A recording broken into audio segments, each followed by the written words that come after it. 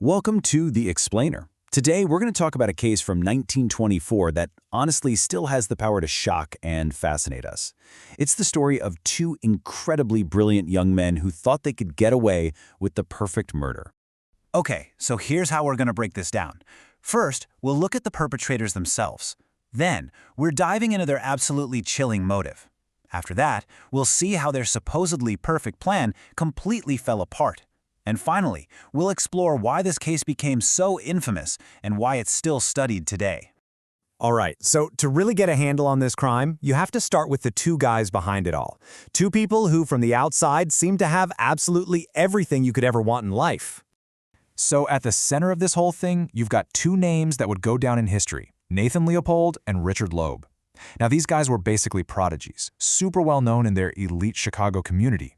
But they had this dark, dangerous bond between them, and it was all fueled by this belief that they were so smart, so superior, that the normal rules just didn't apply to them. And you really can't overstate just how privileged these two were. I mean, they weren't just well off. They were the sons of millionaires right at the top of Chicago's powerful industrial and commercial elite. And it's this background, this world of immense wealth and opportunity, that makes what they did next so completely shocking. And that brings us to the big question, right? The one that people have been wrestling with for a century. Why? Why would two wealthy, brilliant young men with literally their entire lives ahead of them decide to commit murder? Well, get this. The goal wasn't money. It wasn't revenge. It wasn't some crime of passion. For them, it was purely an intellectual exercise. They wanted to commit the perfect crime, a crime so flawlessly planned and executed that it would prove once and for all just how much smarter they were than everybody else. And their motive pretty much gave a name to this deeply disturbing concept, the thrill kill. They were chasing the ultimate high, the intense excitement that comes not from need or rage, but from the actual act of murder itself. So with this incredibly dark motive in place, let's take a look at how their plan actually went down. Because for all their talk about being geniuses, their perfect crime, well, it was anything but. Their plan needed a victim, and they chose 14-year-old Bobby Franks. Here is the truly chilling part. He wasn't a stranger. He was a boy from their own wealthy Chicago neighborhood, which just made the crime that much more horrifying for the entire community. It all happened fast back in 1924. It went from kidnapping to murder in a matter of hours. But for all their months of planning, their perfect crime started to unravel because of one tiny, overlooked clue.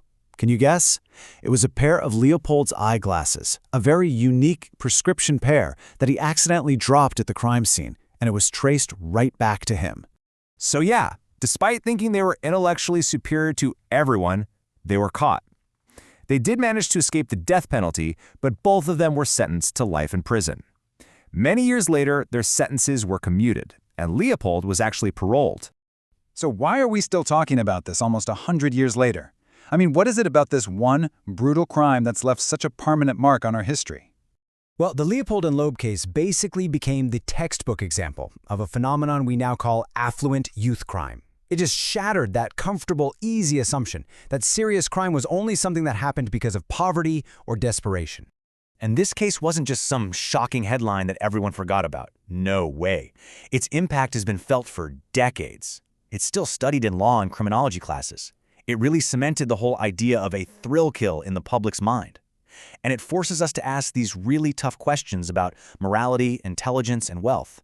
And ultimately, that's the label that is stuck. When you look at the historical analysis, this is always pointed to as the case, the one that forced society to completely rethink why people commit crimes, especially people who have everything. And that really leaves us with a final, pretty unsettling thought to chew on. The case of Leopold and Loeb is a chilling answer to a timeless question. What happens when you combine intellect and privilege, but you strip away any sense of a moral compass? Maybe that's why this story, from all the way back in 1924, still feels so disturbingly relevant to us today.